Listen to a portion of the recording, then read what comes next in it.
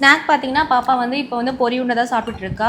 So இந்த ஒரு பொரி உருண்டை பார்த்தீங்கன்னா ஆல்மோஸ்ட் அவள் ஃபினிஷ் பண்ணுறதுக்கு வந்து ஒரு 20 to 30 மினிட்ஸ் கிட்ட ஆகும். இவ டக்குன்னு சாப்பிட்ருவா. ஏன்னா பாப்பாவுக்கு வந்து பல்லு இல்லை. ஸோ அதனால் வந்து இந்த பொரி உருண்டை பார்த்தீங்கன்னா அவங்க ரொம்பவே எங்கேஜாக இருப்பாங்க. அதுக்குள்ளே வந்து நம்ம பாதி குக்கிங் கூட முடிச்சிடலாம். ஸோ ஸ்க்ரீன் டைம் வந்து நான் என்ன பாப்பாவுக்கு வந்து டெய்லியுமே பார்த்தீங்கன்னா ஒரு 1/2 hour to 1 hour வந்து நான் கம்பல்சரி நான் டிவி போட்டுருவாங்க. ஸோ அப்போ தான் வந்து கொஞ்சம் காமாக இருப்பாங்க. நிறைய வந்து விஷயமே கற்றுப்பாங்க அவங்க. இன்றைக்கி என்ன விளாக் பார்த்தீங்கன்னா வந்து சண்டே சமையல் விளாக் தான். சண்டே சமையல்லாம் வந்து நிறைய வெரைட்டிஸ்லாம் இல்லைங்க.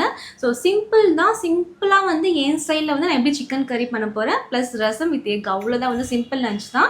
ஸோ அதை வந்து இந்த 2 குட்டீஸ் வச்சு நான் எப்படி மேனேஜ் பண்ணி வந்து குக் பண்ணுறேன்னு சொல்லிட்டு பார்க்கலாம். ஸோ என்னம்மா காலியா? ஸ்நாக்ஸ் காலியா? சாப்பிட்டீங்களா? ஹேண்ட் வாஷ் பண்ணிக்கலாமா? பாருங்க ஃபுல்லாக அந்த ஒரு பொரி உருண்டை கொடுத்தேன், ஃபுல்லாக சாப்பிட்டுட்டா. இப்போ வேறு ஒன்றும் இல்லைங்க, அவள் ஸ்நாக்ஸ் சாப்பிட்டா. அதுக்கப்புறம் பார்த்தீங்கன்னா தானியா வந்து இங்கே வந்து எழுதிட்டுருக்கா. அவளை போயிட்டு வந்து டிஸ்டர்ப் பண்ணோம். இப்போ அதுதான் வந்து அவளோட பெரிய டாஸ்க். இப்போ நான் இறக்கி விடுறேன். என்ன அந்த பாக்ஸை எவ்வளோ அழகாக பொறுமையாக திறக்கிறாங்க பாருங்கள். பென்சிலா? மூடிட்டீங்களா? ஓகே.